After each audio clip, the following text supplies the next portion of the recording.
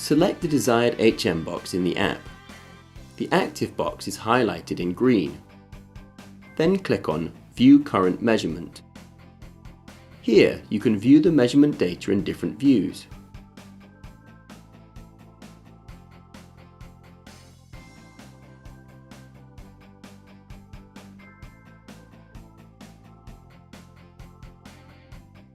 Under the tab Report, you have the possibility to create a PDF document with your measurement protocol.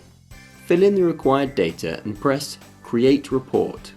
The PDF file will be saved to your download folder.